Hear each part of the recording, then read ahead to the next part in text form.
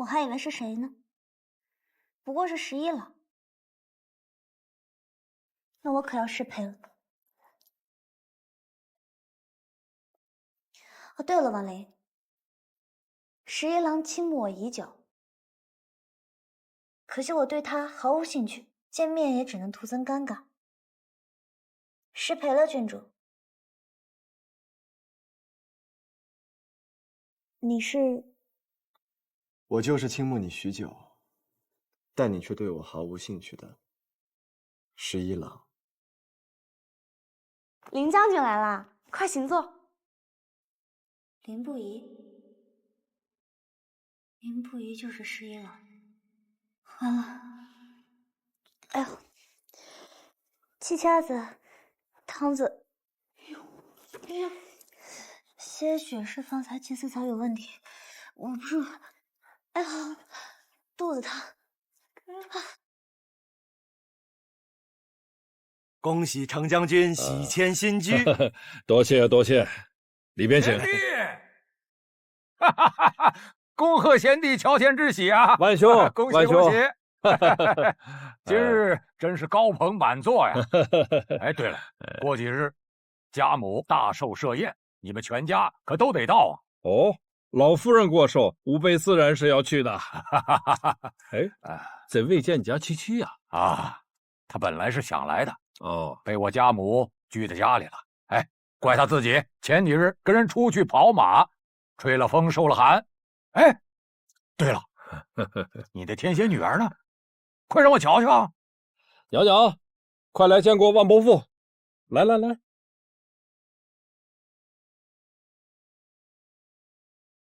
万伯父安康。好，好啊。哎，贤弟啊，还以为你将女儿夸得天上有地上无的，是在吹牛，没想到真是养得好啊！哦，对了，拿着，娘娘，这是万伯父给你的见面礼，拿着。多谢万伯父。哎，不用，不过是个孩子，万将军的礼物也未免太贵重了些。哪里贵重？好物事才配得上咱们袅袅啊！哎，袅袅啊，你阿父与我是刎颈之交，今后要受到什么委屈就来找我，伯父一定为你做主。尤其是受了你阿母的委屈，随时可来。袅袅，别在前厅杵着了，还不快去大母面前服侍？快把这些东西收起来，怎么一点规矩都不懂？哎呀，弟父啊，就是太死板，对兄弟你讲规矩，对袅袅还讲规矩。这人要是做什么事儿都讲规矩，那日子得多无趣呀！谁说无趣了？我如今出去，人家都不笑我是大老粗了。哦，多亏我家严姨教得好啊！胶东袁氏袁州穆家袁公子贺万钱。胶东袁氏与我家素无往来，夫人何时下的请柬啊？将军，我并未请袁家。将军晋升不久，我还未来得及结识这些亲贵世家呢。哎，我可听说这袁慎平日里精得跟狐狸一样，这不请自来，打的什么坏主意啊？晚辈哪敢在两位将军面前打坏主意啊！袁公子，家父与曲连侯府上大公子乃是师出同门，家父说他恩师常夸赞这位小师弟聪慧，晚辈对大公子仰慕已久，今日听闻府上乔迁之喜，便不请自来了。可我家大公子不在家呀。子孝其父，晚辈想着，若能亲眼目睹侯爷风采，便等于是见识了令公子的风姿啊。山间公子，里边请。想不到我家大郎还有这般的威望啊！哼，哎，万兄，来，里边请，里边请。你这耳饰可太规矩了，我父亲昨天送我的。有个好郎婿就是让人羡慕。来，请啊！哎，刘大人。您不要把你赶开，一路走错老多，那你得红色红衣生辉啊！哎，哪里的话呀，太客气了啊！到带里边去。好，我们正好去那边找找李大人。哎呀，陈公子，宋大人，李大人。哎，李大强，李大强，扫地啊，真是一表人才呀！要不要随我来？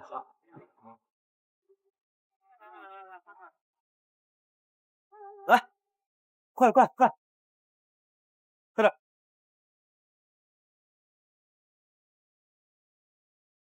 过来，拿好了。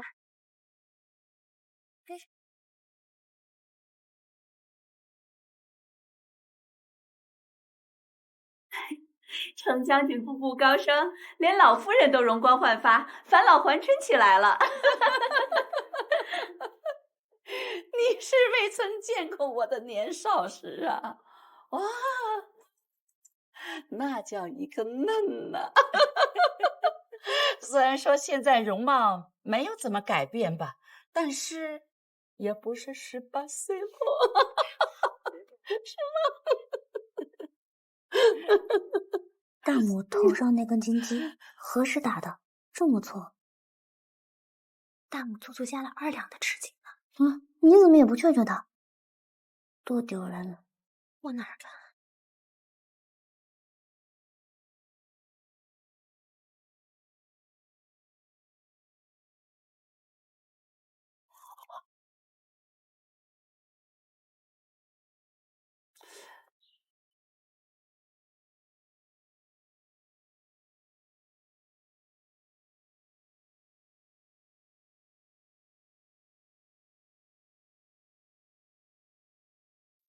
陈老夫人无恙。好，这位是车骑将军王纯之女王琳，其母文修君乃皇后外妹，今日也跟随我们一起来给陈氏道贺了。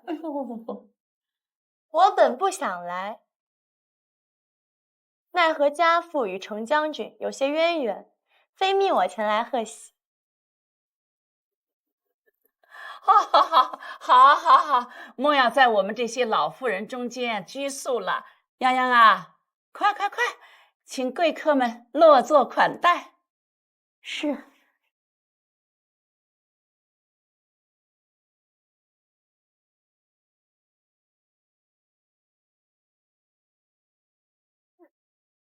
请。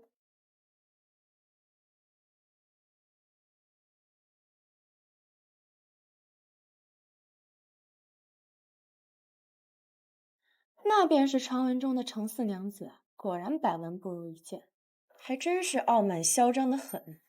可不是嘛！听说啊，就是因为她平日太过粗鄙无礼，她二叔母啊才一直把她关在房里不让出门，更别说去各家走动了。哎呀，可是今时不同往日了，人家现在有父母撑腰，以后少不了要和我们多见面。今日堂子可要为我作证，我毫无一点无礼之处。倒是有的人句句羞辱，也不知谁更无礼。我家妹妹从前养在我阿母跟前，是我阿母未能好好教导，怪不到娘娘。哎，不是说今日单建公子也来吗？怎么未曾瞧见人啊？王家阿紫也是来见单建公子的。那不然呢？我只不过是家中闲来无聊，听闻程家热闹，才过府一瞧罢了。单建公子来了！大家快看，是单建公子来了！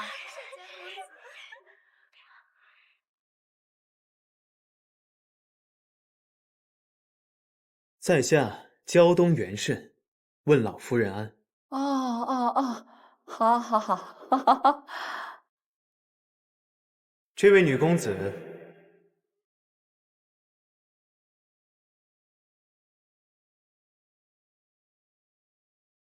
在下失礼了。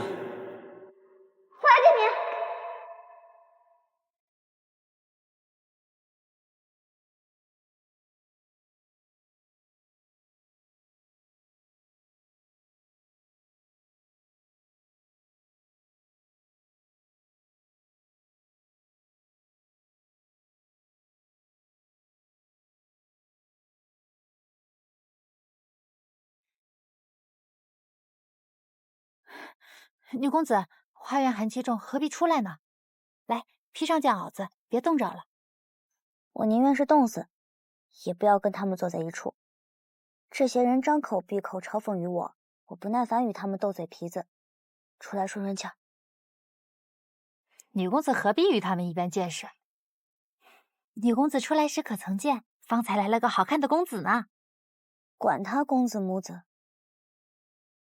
我且去透透气，连方不必再跟了。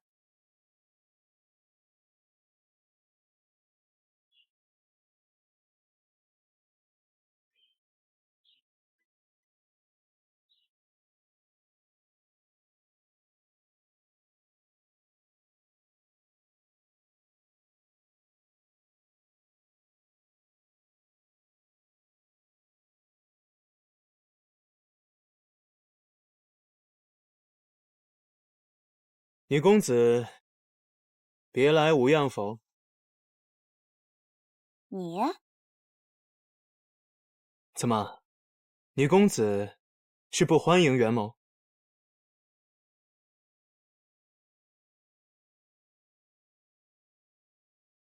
袁公子大驾光临，小女怎敢不欢迎？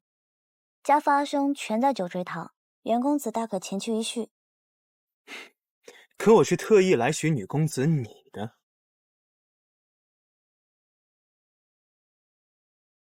我不过是接了你的绣球，都已还于你了，怎还追得我府上？至于吗？哎，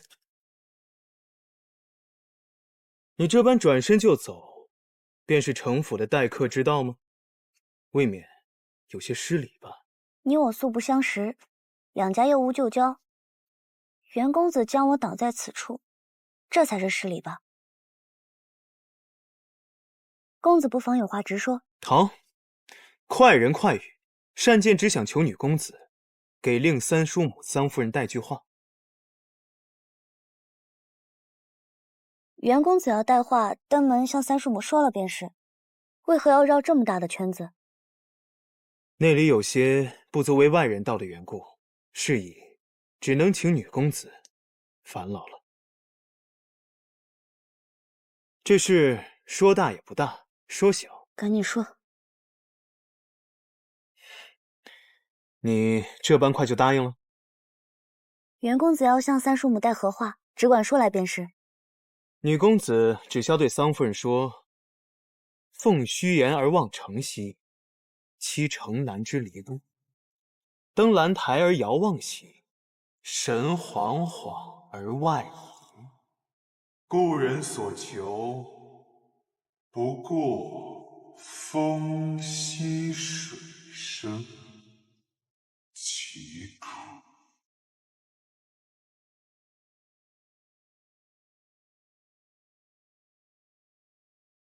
女公子是否有为难之处啊？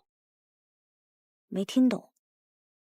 方才袁公子说的一句也没听懂，你能不能把那些乱七八糟的给去掉？这不是乱七八糟的，这叫赋。那就把那些乱七八糟的赋给去掉，只说一句，一句我便能记下。成。女公子就传故人牵挂，但求只言片语。知道了。哎，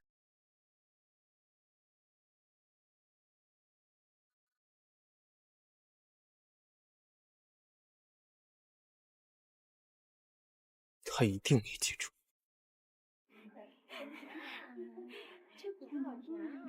来，姐，我敬你。尝尝这个，真不错，不错，是不是还挺甜的？这个也不错。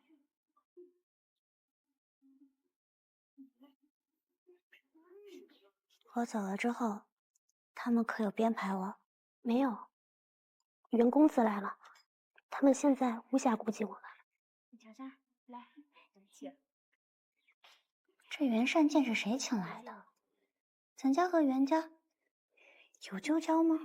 听袁公子说，大堂兄的夫子和他父亲曾拜在同一个恩师门下，这也是绕得够远。再说，我阿兄又不在家，这回和我家攀上关系，当真是费尽功夫。嘘，这是客，不可如此非议人家。莫非堂子觉得他人好？我跟袁公子连话都不曾讲过，怎知好坏？你要与他说上话，你就知道他秉性。不过就是一个唐突的登徒子罢了。这事说大也不大，说小。赶紧说。堂子，我向你请教一个学问。你可有听说过一个这样的赋？奉虚言而望诚心，期城南之什么城南的宫殿？登兰台而遥兰台？神皇还有什么？夫人所求不过风息水声，岂可？是司马夫子的名赋《长门》吗？啊，也许是。这个赋很有名吗？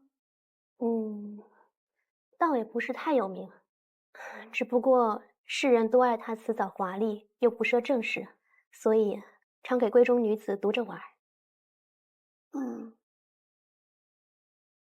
娘娘莫急，待到伯母多教你些时日，你知晓的定会比他人少。不必，我觉得我如今就很好，不用人教。你是很好。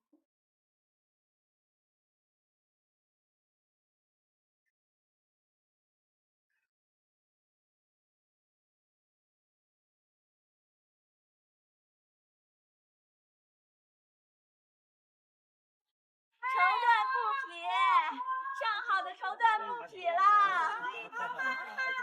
自家酿的美酒啊，独门秘方，来看一看啊！那请帖上说的是邀请陈家女公子，可没说是请你还是请我呀？自然是请你，还是托堂子的福。若不是王林邀请堂子去豫昌郡主的生辰宴，阿母才不会让我出门与堂子一起挑选郡主的生辰礼呢。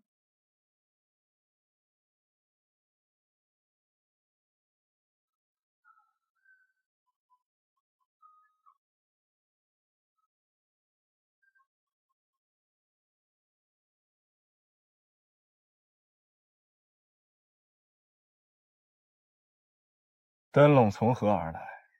回将军，都是小的从集市上采购的，还有一些客人们放在这里的，等着有缘人来猜灯谜呢。走。属下查过，这些灯笼与萧世子手中的不同。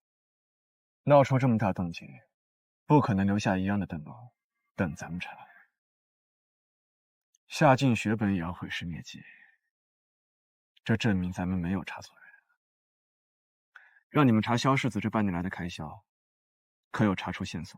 不出少主公所料，就在上半年，这个萧世子还抱怨自己手头紧，在都城的日子不好过。但这半年来，他出手十分阔绰，整日里游山玩水、喝酒嬉闹。他可有任何产业？他在城中倒是有几间铺子，但他不是做生意的料，亏了个底朝天。上半年他还托人想把铺子盘出去，但后来非但没把铺子盘出去，反倒有余钱，又多开了几家铺子。董仓管和许晋忠做了半年买卖，这萧世子便阔绰了呗，说他们没干系，都没人信。命人去给萧世子的铺子找尽麻烦，定要断了他们的财路。阔绰惯了的人是忍不住清苦的，他定会再铤而走险。一旦他联系下家，我们就有机会找出这背后吞下军血之人。那不是程家的马车吗？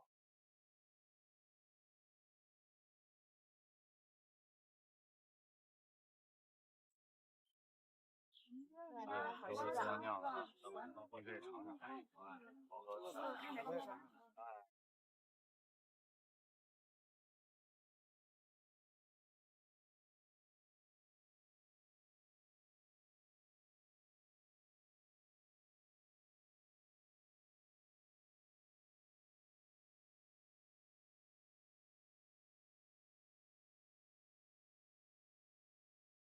少主公，不好了，纯氏去府上了。回府。女公子，到了。来，您看看。里边的就是这个小。您随便挑，随便挑。女公子，小的已恭候多时了。敢问可是许林侯程将军府上所设客栈？是。我家公子因路途遥远，预备不足，想讨要些炭心布置可？请随我来。袁公子，外面凉，不如进屋歇歇。不必了。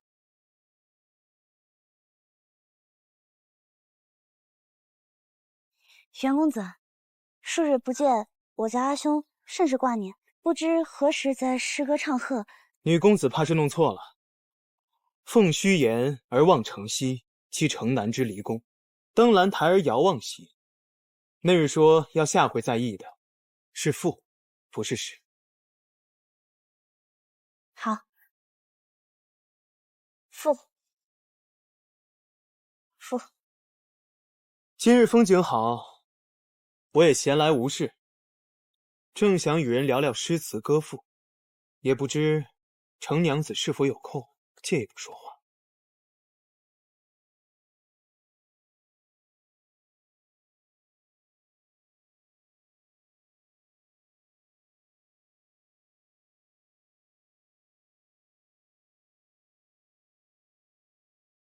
袁公子找我，所谓何事？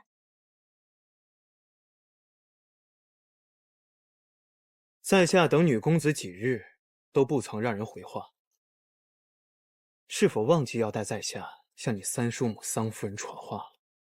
我本就不想听你传话，哪有忘与不忘之事？你可知一言既出，驷马难追的道理？不知。没错，食言了，又能如何？我既没有马，更没有4匹。这世上之事，无非恳求、威逼、利诱这3样。既然女公子不愿好好说话，那在下也有别的法子。罢了，你放心，我不能拿你怎样。在下薄有威名，倘若女公子愿意替我传话，将来我愿为你办件事，作为回报。什么事都可以。除去忤逆谋反、背信弃义，不能娶你这3件事外，其余皆可。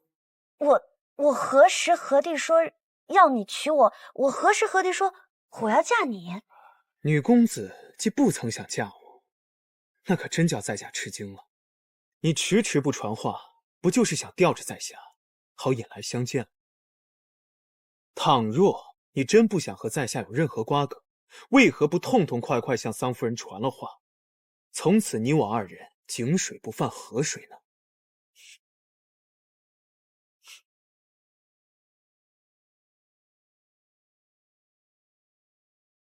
说得好，袁公子，是我的过错。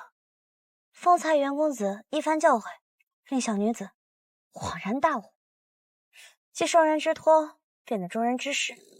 这样吧，今日我就回去，将花带给三叔母。你不必谢我，也请原谅我的怠慢。至此之后，我们两不相欠。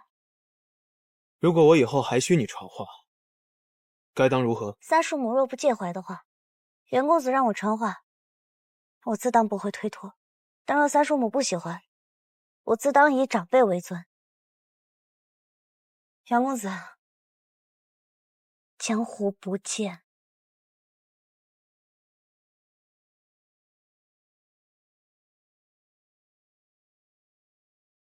是否江湖不见，你说了不算，我说了才算。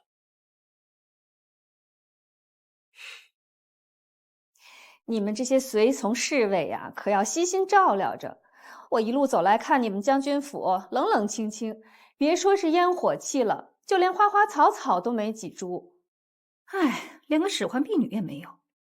哎，你们少主公呢？我喜欢素净，不爱花草。子胜，也难怪你身边都是这些粗野汉子，他们自然不懂这些。依我看，你这将军府上万事俱备，就缺一个知冷知热的人。你来干什么？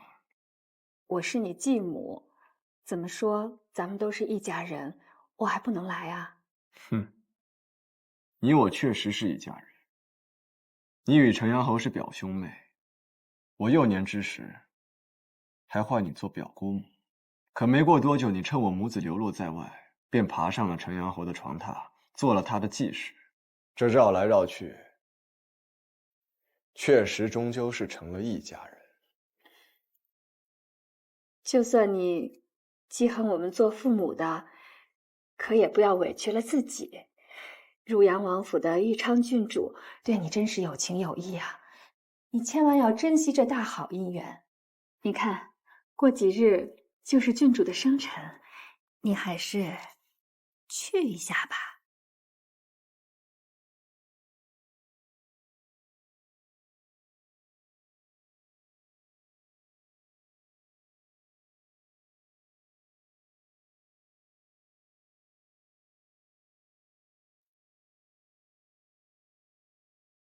送客。哎，我话还没说完呢。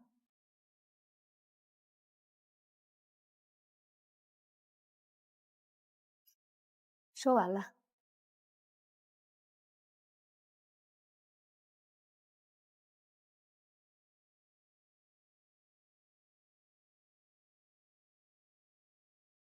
少主公，这豫昌郡主的生辰宴，咱去不去啊？人家可是专门托人送来请柬。自己去领侍军官。为什么要领军官啊？我是不是做错什么了？你若还想留着自己的屁股，就管住你的手吧。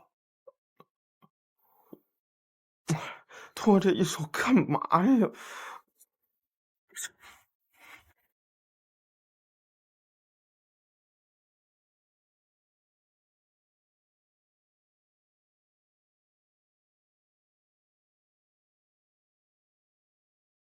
杨先生，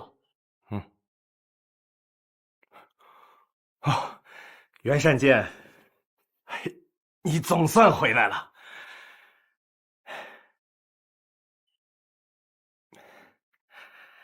只需你首肯，我立即帮妹子与你交换耕田。你放心，我瞧这都城就再没有女娘比我妹子更适嫁你。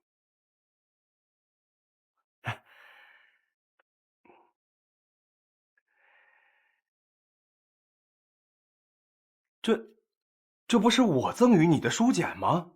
莫非与我不再往来了？先生赠予我书，我自也要投桃报李呀。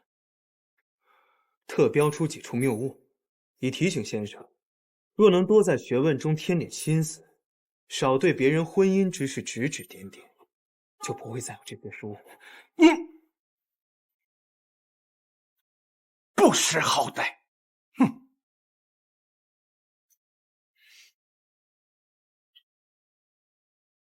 哎，听说这杨司空是都城中有名的大儒士，家中妹子容貌清丽，性情恬静温顺，可谓是才貌双全。这公子怎么把人给气走了呀？无妨，今日之事，他也没脸跟别人说。公子，夫人都不过问你的婚事，按说我也不该提，可我终究是看着你长大的，心中难免有些牵挂。公子今年也20有1了，究竟准备何时婚配啊？谁说人一定要婚配的？阿父与阿母成亲20多年，可整日也说不上半句话。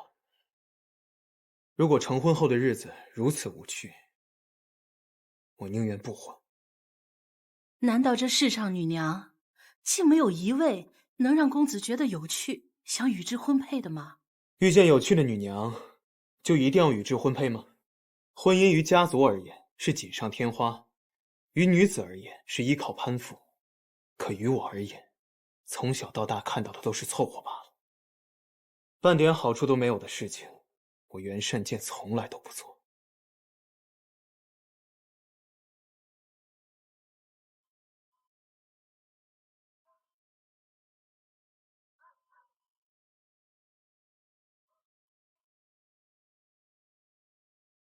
夫人的指腹比为夫的脸还嫩。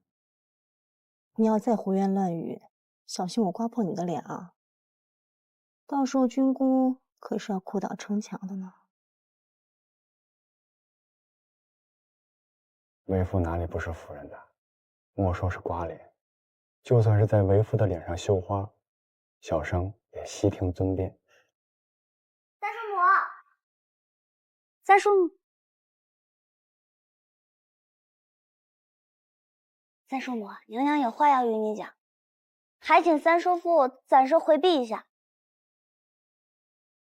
没看到长辈正在忙吗？有什么要紧的事儿，晚些说又如何？别理他，过来。有什么话你只管说就是了。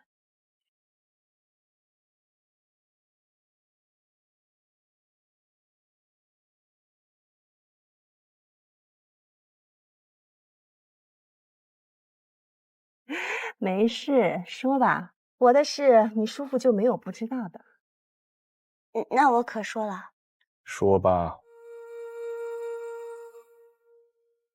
有一个叫袁山剑的，让我来给三叔母传话，说了好长一段乱七八糟的什么父，反正我也没记住。总的意思就是说，故人牵挂，只求只言片语。故人？他为何不自己来，让你传话呀？这个袁善剑是不是那年他收的小弟子？小弟子？原来是他呀！那他要干什么？我怎么知道？反正他就说了这些话，除此之外没说别的了。只言片语？什么只言片语啊？我与那人都10多年未见了。我想起来了，定是前些时日我感染了风寒，你四处替我寻医问药，被他知晓了。原来是这事啊！可是你咳嗽已经好了很久了，他怎么还惦记着？你等我一下。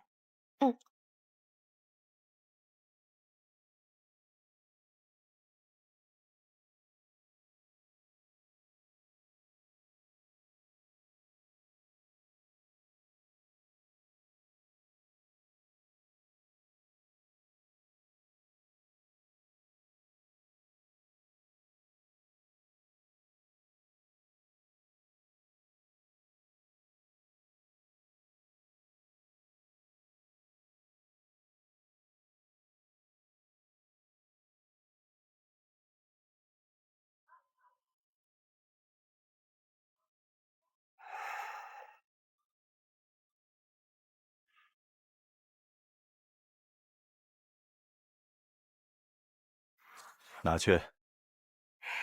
那就麻烦你替我送过去。三叔母只写这些，不留个名号什么的。他识得我的字，不必留了。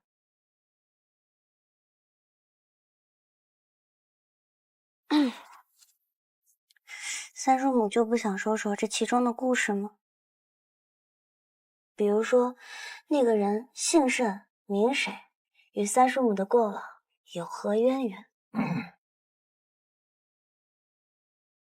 此事啊，说来话长。不妨事，不妨事。说来话长，便可以慢慢的说，我可以慢慢的听。说吧。别人说“说来话长”这4个字的时候，意思就是不想说了。这个意思啊？你不想说便罢，但是三叔母可以告诉我，为何那姓袁的不直接上门来找三叔母，非得通过我绕这么大一个弯子？我曾经对一个人说过，你也好，你的亲朋好友、文人弟子也罢，以后都不要来见我，也不要送书信物件于我。那是年少时的负气之言，没想到那个人是个死心眼儿，居然答应了。原来如此。不过话说回来，你与袁胜剑是如何认识的？此事啊，说来话长。你呀，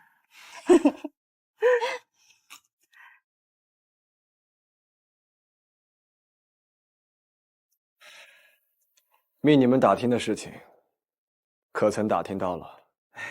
程家娘子是去自家货站挑选生辰礼，豫昌郡主给程家亲眷也留了帖子。谁问你程四娘子了？我问的是萧世子。近日，他还有去田家酒楼吗？我们盯了萧世子几天，他一直与何将军家女娘何昭君在一起。董仓管流放，许敬忠自强，这萧世子若还想长久做军械生意，只能从其他处觅得军械。他若成了何将军的女婿，自然就更方便拿到军械了。何将军忠勇，未必会与他同流合污。那雍王就是任人唯亲的性子，难免他儿也喜欢以己推人，揣度何将军。那日豫昌郡主送来的请帖还在吗？我们也去一趟汝阳王府。啊，我早上了。不是，少主公，你不是说你不去吗？何将军与汝阳王有旧，何昭君一定会去汝阳王府庆贺豫昌郡主的生辰。既然萧世子与他形影不离，自然也会前往。阿飞，伤好些了吗？啊，不就是10军棍吗？上过药了，不疼。好，那便再去领10军棍。为什么呀？扔掉重要请帖，还不知10军棍吗？我找回请帖，死罪可免。走。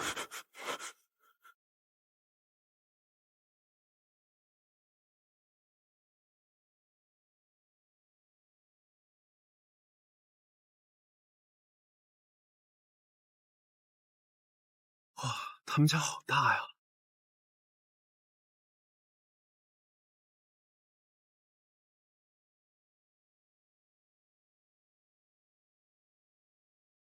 伺候这身衣服选得好，我瞧这娘娘的容色气度，不输那些世家宫女。洋洋也不错，温婉大气。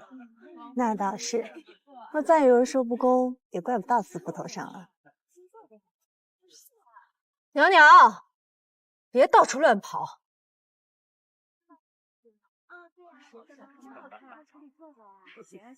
秀，那是谁啊？这是把梳妆八宝盒全穿身上了吧？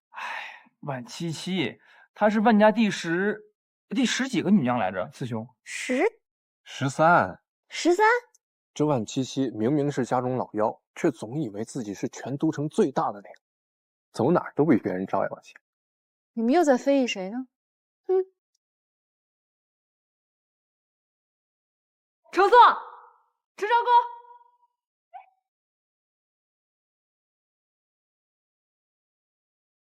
两位叔母好，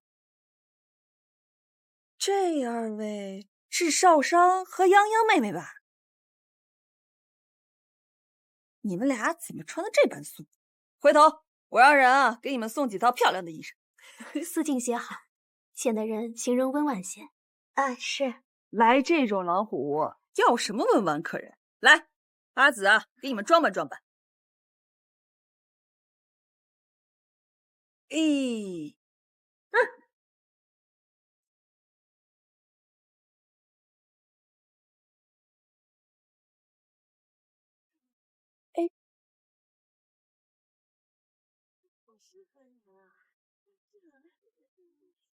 这感觉还缺点什么？看看啊。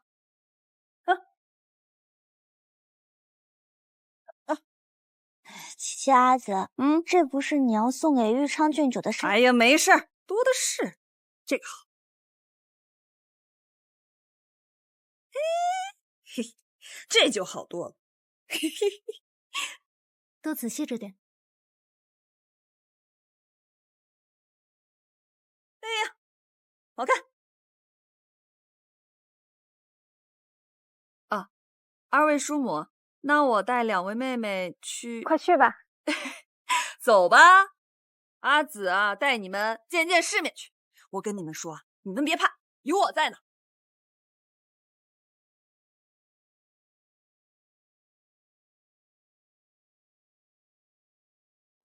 你当真确定那晚破坏我行动之人就是程家四娘子？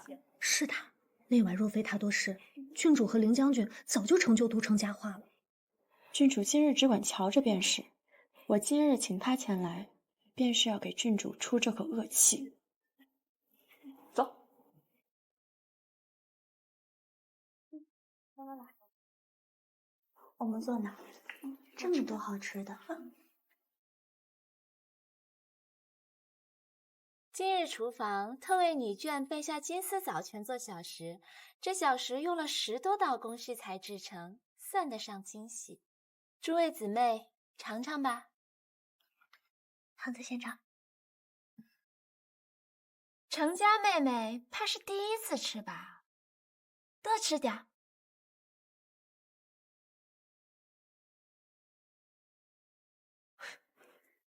不就是金丝枣吗？有何好稀罕的？我手刃过1头豹子，亲自剖心剜骨给阿父泡酒。你们呢？怕是从未喝过吧？万七七，今日是郡主生辰，你言谈举止怎么像似茹毛饮血的野人？御前宴饮时，家父拿爆骨酒前去献宝，圣上还夸我是将门虎女。怎么？你是想说圣上也是茹毛饮血的野人吗？这枣确实美味。程家妹妹弄错了，你尝的这个不是真枣，金丝枣是用蜜糖裹牛油细面蒸制而成，形如蜜枣，却不是枣。圣上平定天下后倡议节俭，你呢？这就开始以奢靡贬人了。别张口圣上闭口天下的，你也不看看你自己身上的穿戴。就是这么体谅民间疾苦，怎么不自己穿着破衣烂衫去田里耕种啊？怕是不舍得自己这一身金银珠宝吧？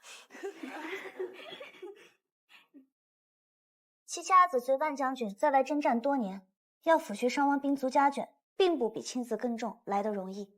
谁会花10几道工序做上这样一份点心？更何况将士们在战场上血里火里搏杀，你们却在这平安都城里大吃大喝。这般今夕日子，我们武将家眷可过不来。这样的宴席我们不吃也罢。还有阿紫们桌上这些好吃好喝的，上靠苍天庇佑，下靠圣上夜以继日为国操劳，更靠前方战士们尽心竭力。你们想着这般福气讥笑我们武将之后，也不知怎么好意思。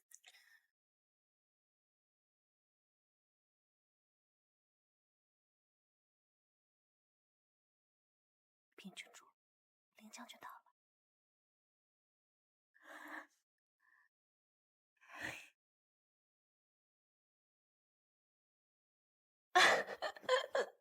程家妹妹气性太大了，我们不过是开玩笑罢了，别在贵客面前闹笑话。哪儿来的贵客啊？你还是你是贵客啊？王陵，少危言耸听。是11郎，11郎今日要来给郡主庆贺生辰。哎呀，我忘了，程家妹妹好像一直都被关在庄子上，都不曾有机会见过11郎。不如这样，今日呢，你先乖乖听话，没准能瞧上一眼呢。王陵，瞧你那脸花痴的样子，你想见11郎，自去见好了，攀扯少商妹妹做什么？哼，我还以为是谁呢，不过是11郎。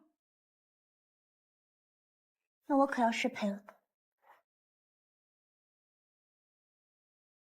哦，对了，王林，十一郎倾慕我已久，可惜我对他毫无兴趣，见面也只能徒增尴尬。失陪了，郡主。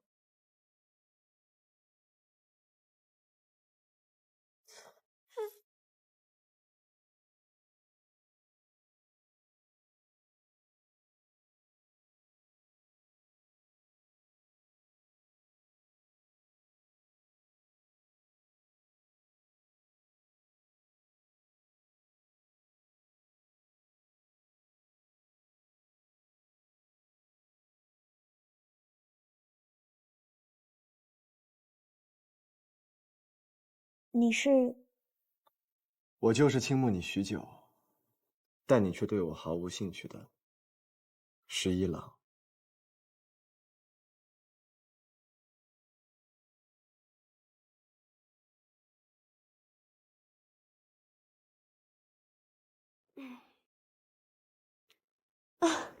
林将军来啦，快请坐。林不疑。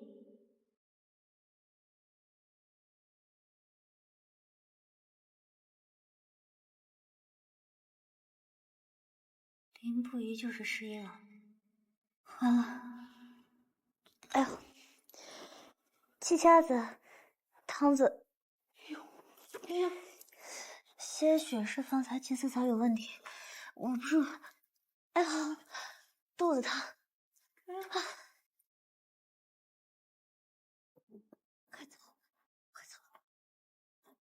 林将军能收我的请柬，来我的生日宴，一昌很高兴。在下已经后悔来了，我看这汝阳王府容不下武将。林将军驰骋沙场，屡立战功，我等仰慕还来不及，怎会容不下呢？方才是与程家妹妹说笑，若真瞧不上新晋武将，也不会邀请几家妹妹来此。可我看这席间，并无任何武将家眷。真请了，少生妹妹和七七妹妹刚走，昭君妹妹有些小事也未曾入席。林将军去往何处啊？宴席即将开始。少主公去找识不得金丝枣的武将们聊聊。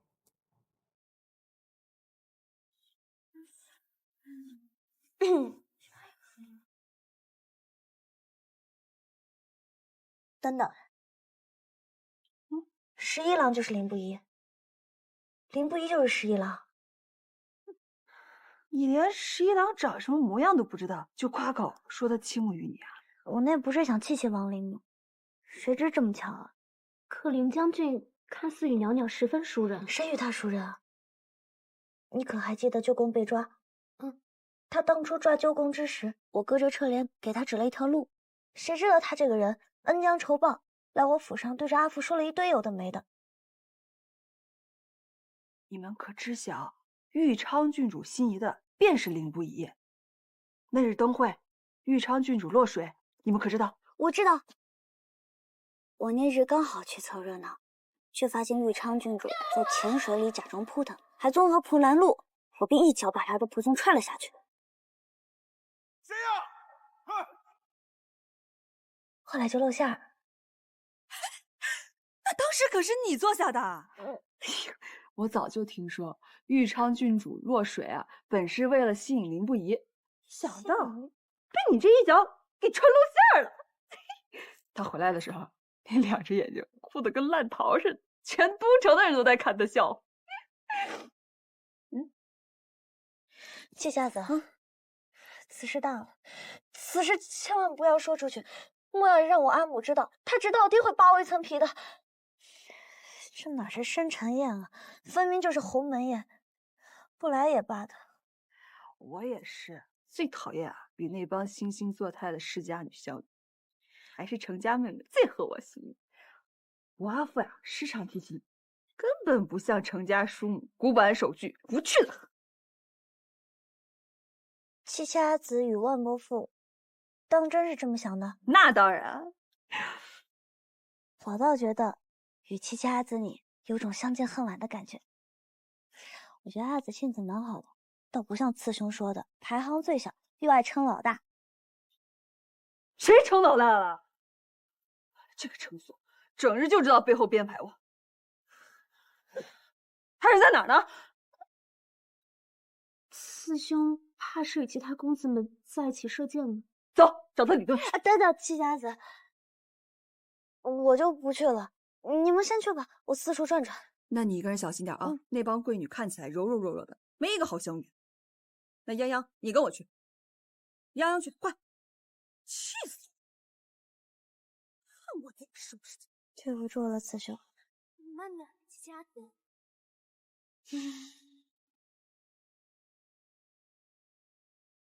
世子，你别跟着我。昭君妹妹，昭君妹妹，你等等我啊！昭君妹妹，世子，你别这样。昭君妹妹，昭君妹妹，昭君妹妹，世子，你别这样。世子来郡主生辰，所谓何事啊？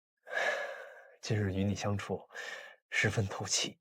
我有意向何家提亲，可是你总是回避我。可是我哪里做的不好，令昭君妹妹生厌呢？你我才认识几日啊？现在提亲，是不是太快了？况且我还身有婚约呢。你是说娄家那小子啊？你不是都说了吗？他憨傻待鱼，只会说教于你。可是我若悔婚，阿瑶会变全城笑柄的。你处处替他考虑，可他却不懂得珍惜，还总是惹你生气，我瞧了心疼呢。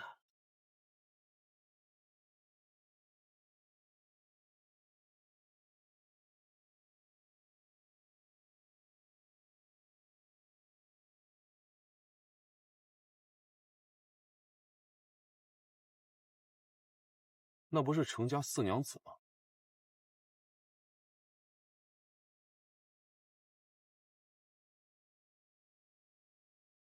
你今日怎么穿得像个狼媪啊？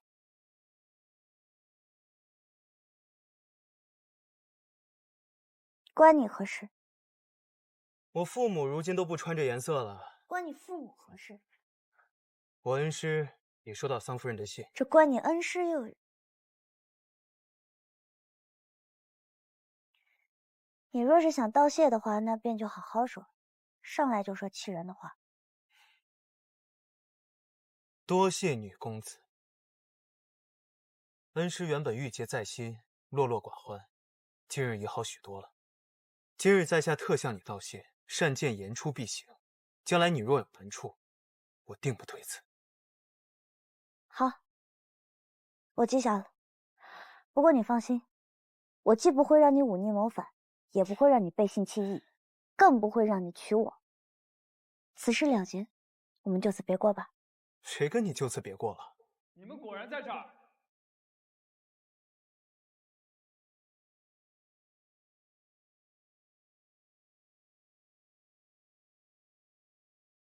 阿瑶，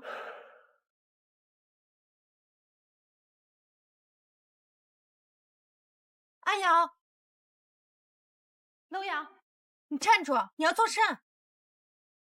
我还想问你们做什么？方才我听得明明白白，他要去何家提亲。是啊，萧家是有此意，可我还未应允呢。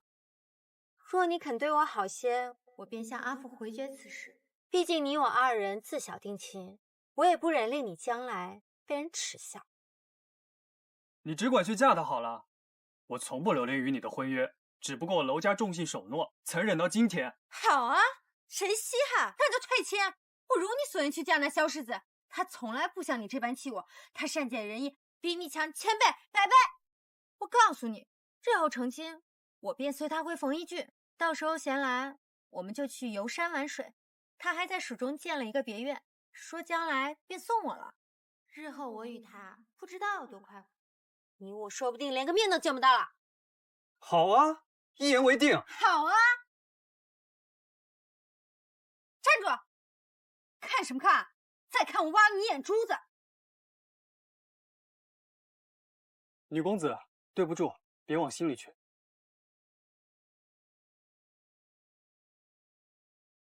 又不是只有我一人在。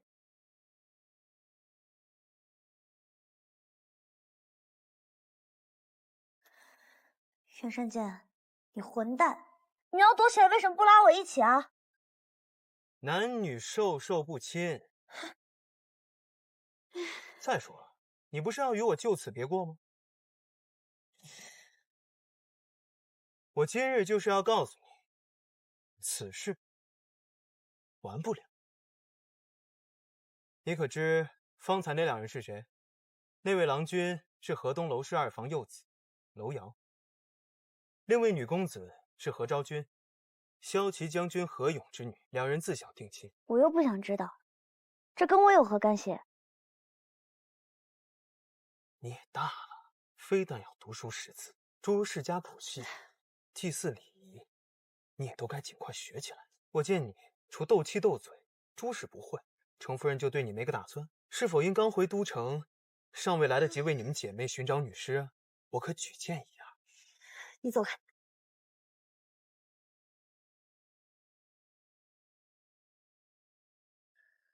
若是萧何两家结为姻亲，那么此案便会牵连更多的人。这个案子必须尽快了结。去查一查，这半年来蜀地有哪些官员来过都城？少主公是怀疑萧世子与蜀中勾结，前几批军械都运往了蜀地。蜀地归降多年，早无战事，他们买这么多军械干什么？怕是蜀地早有二心了。我们必须早做筹谋。这元神当真是脑子有问题。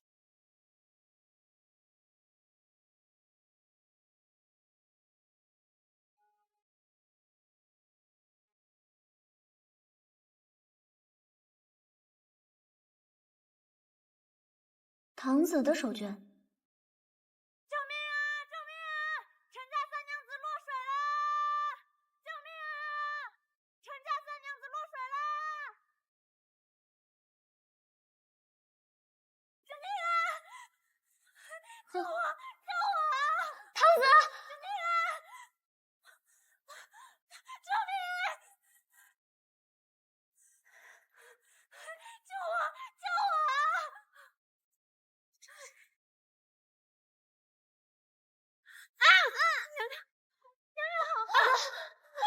唐子来，唐子，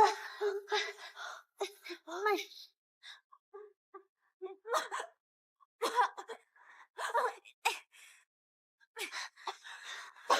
怎会落入水中啊？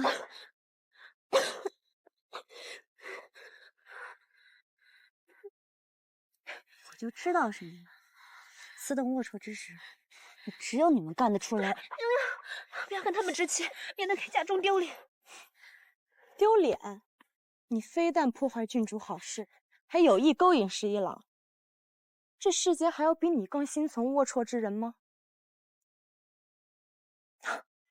也对，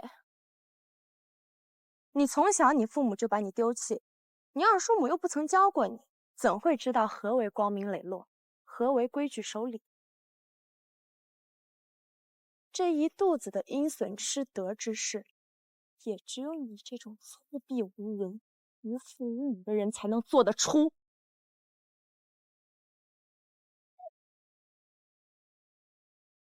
啊！陈少商，你太我娘的！让你欺负我堂子！住手！我让你欺负我堂子！让你欺负我！都住手！我你陈少商，我不能打别打了！快住手！别打了！别打了！都住手！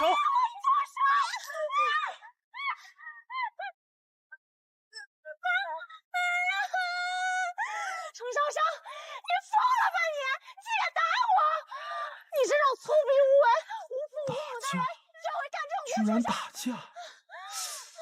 这程家四娘子果然出人意料。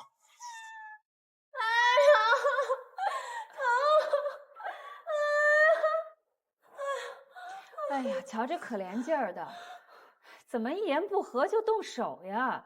这是谁家的女娘教得如此不懂规矩？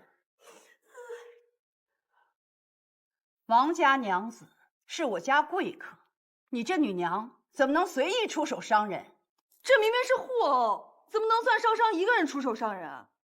老王妃息怒，今日之事各自都有错，但就算再气，也得先找个医室给王家的女公子瞧瞧。倘若是伤了容貌，怕是晚矣。少商妹妹伤得如此的重，王家娘子，你下了好狠的手啊！我从未下过狠手，明明是他先动手的，他分明就是个疯子。证据呢？没错，是我先动手的。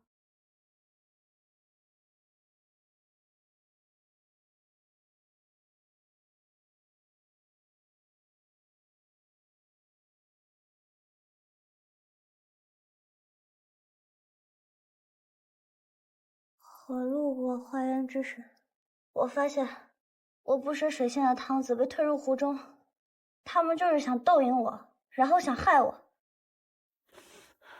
还说我什么粗鄙无闻、无父无母、无人教导。我再无父无母、无人教导，我也干不出视人命如草芥之事。那如此说来，今日之事倒是我们做父母的没有教导好自己的女儿了。灵儿素来刀子嘴豆腐心，平日里也不知得罪了多少人。今日就算她说错话了，她并未说错话，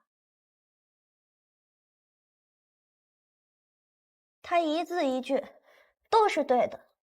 此事我无法辩驳，不过她害我亲人，将我堂子推下水，实则不能原谅。打人不打脸，揭人不揭短，难道少商妹妹是因为懒惰蠢笨才没有好好读书识礼的吗？知道人家有隐痛还得理不饶人，便是世家教养吗？今日他们还说我们武将之后缺少见识，可是懂规矩的程阳妹妹不也被他们丢下水了吗？洋洋，你说是不是他们？洋洋，你还能说话吗？洋洋，汤子说不出话。你看人家洋洋可怜的，那又如何？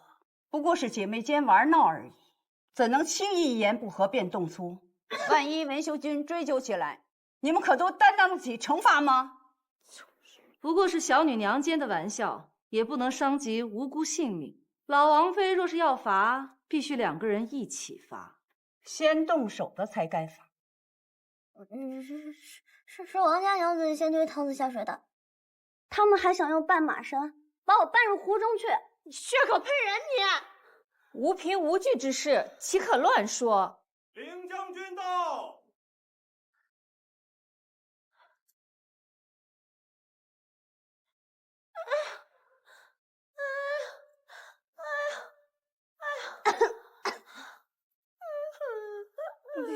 娘娘，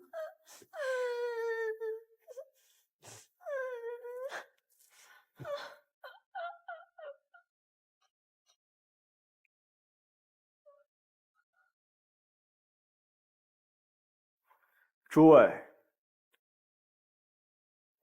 这是我手下侍卫方才在花园之中拾得的绊马绳，这绳尾之上还有府上印记。老王妃若是想学人查案，则需要证据，而这就是证据。子胜，你可真有意思，怎么还把一堆烂绳子捡回来了？我说了，这是绊马绳。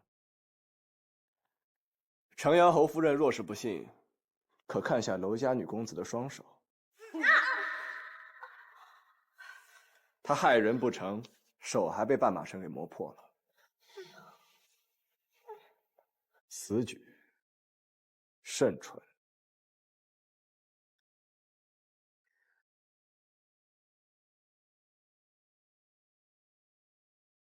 子胜说的哪里话？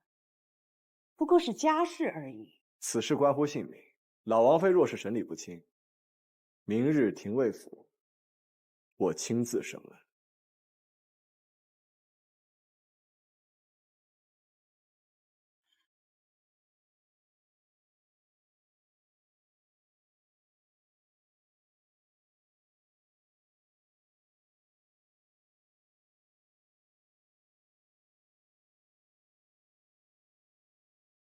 告辞。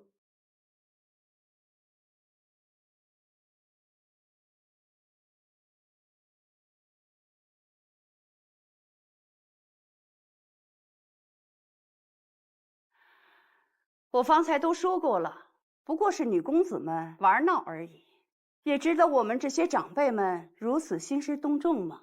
还说什么廷尉府？依我看，此事不如就算了。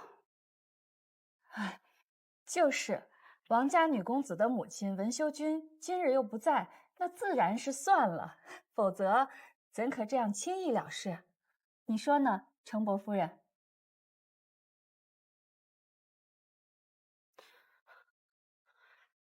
哎呀，哎呀，疼，哎呀，袅袅，哎，袅袅，哎，袅袅，袅袅，袅袅，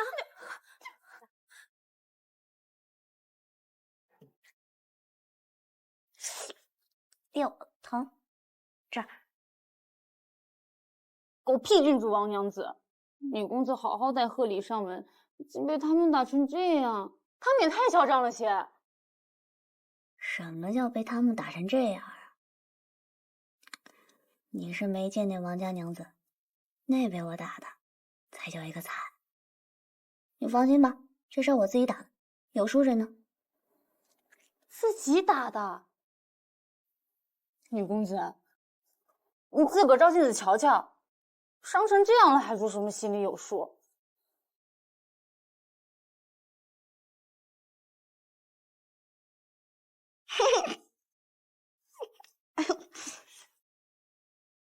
你别说，这左右两边还挺对称的嘛。你放心吧，你别看现在是肿，如过2天定能消肿。可那王林不一样啊。我掐在他腰上那几下，手法可谓是奇绝，保惯他几天起不来床，每宿都睡不着觉。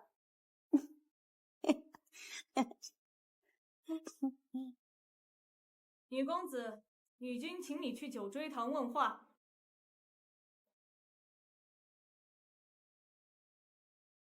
菲芳，快去跟阿兄们说，让他们都去九锥堂，等着救命呢。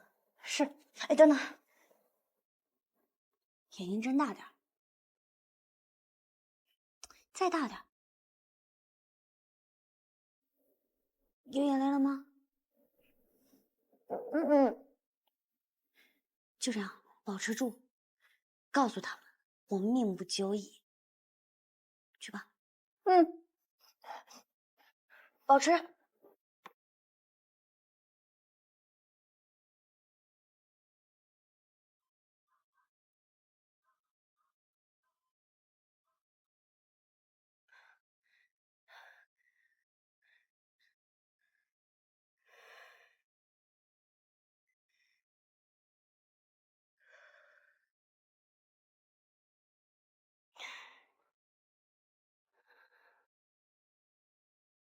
阿父，按摩。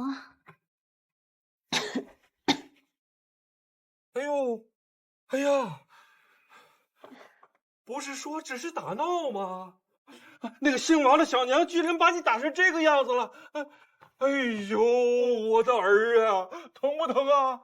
还能看见为父吗？阿父不必担心，女儿无事。见过阿母。哎，好。见过阿母。这里。见过阿母。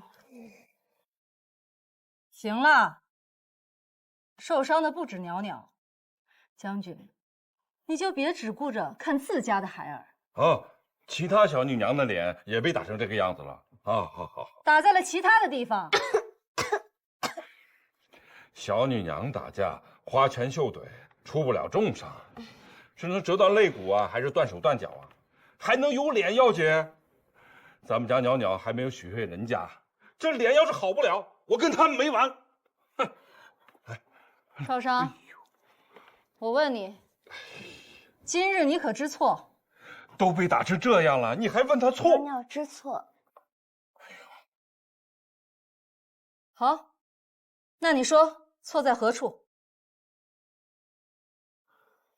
从今往后，无论是谁欺辱堂子，又或是刻意羞辱女儿，又或是诋毁陈家，女儿就再也不会打人。阿方母，就算之后有人要杀娘娘，娘娘也再不会出手伤人了。我的儿啊，儿啊！你别跟我赌气顶撞，你家中无有长辈吗？你若是有理，为何不找长辈来论，却要大打出手？我不管你是否真心认错，明日你务必去王将军府上，给王林赔罪。我去不了，王林他是活该挨打的。好胆色呀！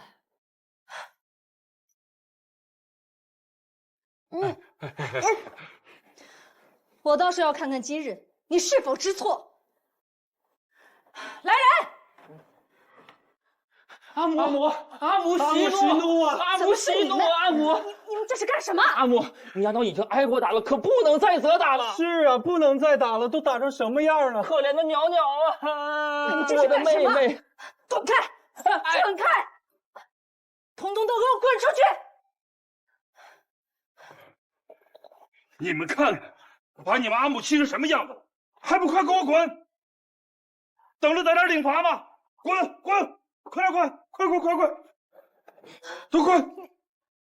滚！谁让他滚的？啊？谁让他滚的呀？啊！你不是说都给我滚吗？我就让他们全都滚了。那你为何不滚？不敢呐，我怕滚出去就滚不回来了。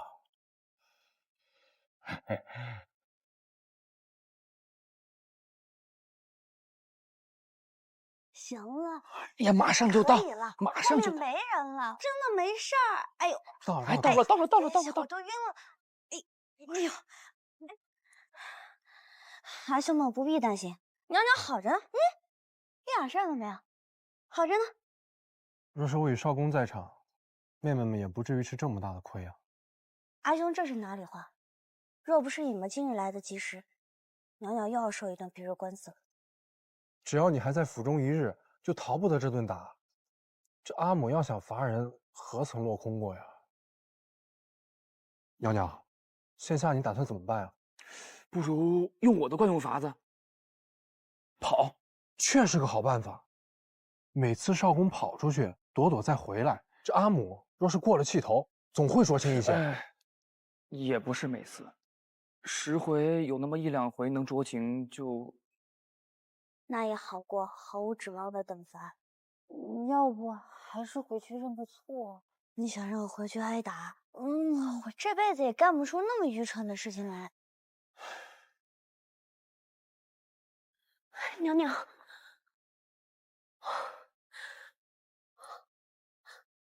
都怪我，若非我未能小心谨慎，怎会着他们的道？更不会惹下这般大祸。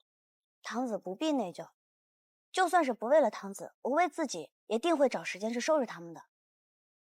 更何况，堂子在阿母心中本来就是安分妥帖，就算是惹祸，也是一时失控。而我就不一样了，即便是救人惹祸，那也是有意返还。我心意已决，此生的法子好，我此刻就跑，这样也不会再给阿母添堵了。你若真要走，我跟你一起。对，要走一起走。哎，可别！若是阿兄们跟我一块走，那得挨3分打呢。还是我自己走吧。阿兄们，堂子，娘娘走了。那连房同女公子去。这。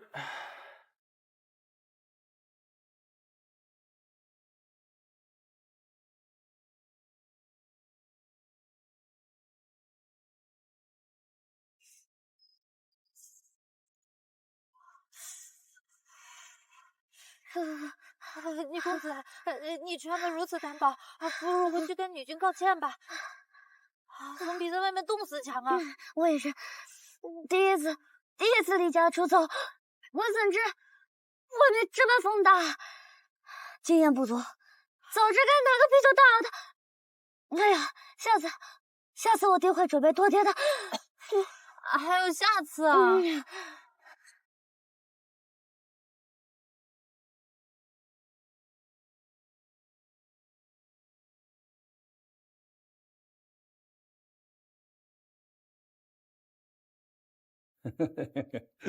夫人，来，哎呀，哎呦，你们父子就知道偏袒袅袅，哎，左拦右挡，我还能把他吃了？现在又来跟我卖好。袅袅是女娘，怎能与皮小子一样责打？之前你也说儿女不同，儿子是要闯大祸，女儿寻人嫁了即可。既然如此，责罚自也不能一样。将军说的这些话，是想替袅袅开脱一辈子，是不是？为夫觉得今日袅袅做的没错，明明是王家的娘子先要索人性命。我怎不知？我只是气袅袅，她怎么就不分辨我们当时身在何处？那是汝阳王府，汝阳王是圣上亲疏，汝阳王妃一贯的专横跋扈，圣上见到他们夫妇尚且顾忌三分，行动都被约束，他难道就不能忍口气，少给程家惹事？怎么忍啊？样样都被推到水里了。你只看到袅袅性情不好，紧要关头她肯护着自家堂子，不让别人欺负了去。若是那时袅袅佯装看不见，才真是没情没义了。程家人向来顾念手足之情，那孽障在这上面倒是没走了样，可他万万不该动了手，落人把柄。好，袅袅已经答应我们了，以后不再与人打架了啊！真是没想到，我萧元一有生之年，居然担心自己的女儿打架。这次幸亏有林将军持证不阿，及时取来了物证，才得以解围，否则也不知道这件事情会闹出什么模样。林将军，林不疑，他也在。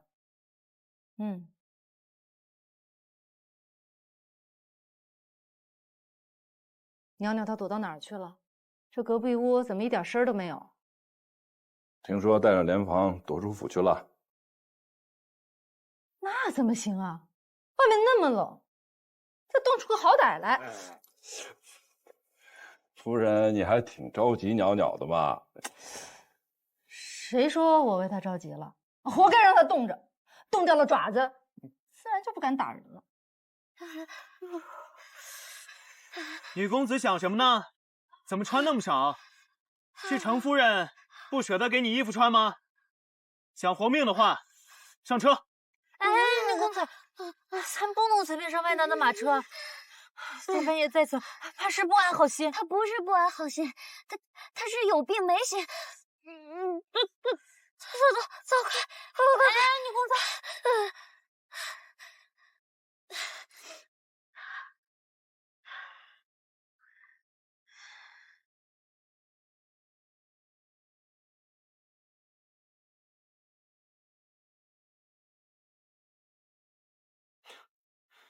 你这苦肉计使得颇有些自损八百啊！什么苦肉计？袁公子，莫要给人随便栽罪名。在我面前还装？听说王陵连玉昌郡主的生辰晚宴都未曾出席，足见伤得不轻啊！你放手！不过，即便你要对付他，也用不着自残啊。那又如何？反正我也不怕他，大不了以后世家邀请，我不去便是。原本家母还想过2日邀你，邀各府女眷过府赏梅。赏梅？你该不会是想相看我吧？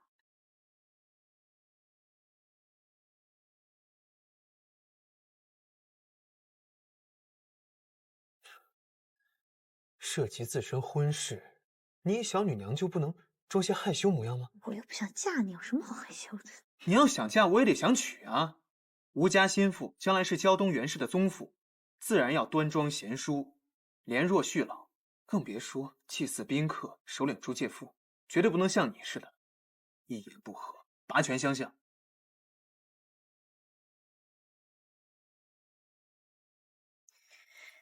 多谢袁公子相救，心腹，你慢慢挑，慢慢挑，我们先走了。等等。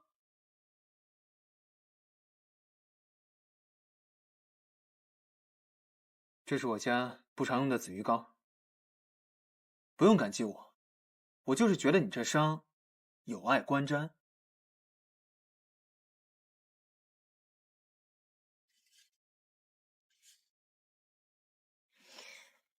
这个不会毁我容貌吧？就你如今这副模样，还用得着袁某来毁？赶紧回府吧，别总赖在袁某车上。天寒地冻的，女公子这副尊容，就莫要出来吓人了。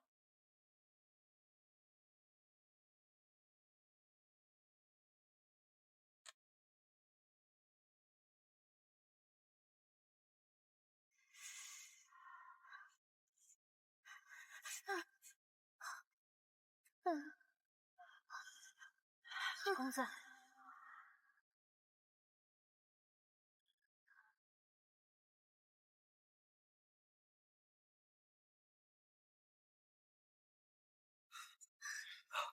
还好，还好你没走远。你这是刚从谁的车架上下来的？阿福让你先回去，说是阿母已经许诺，只是罚你写字，其他事不追究了。写字？那还不如追究我呢。我想好了，我去投奔去家子，去万府。兄们，再过2日，阿母消气了，你们再来接我。雷房，来，你跟阿轩他们回去，我走了。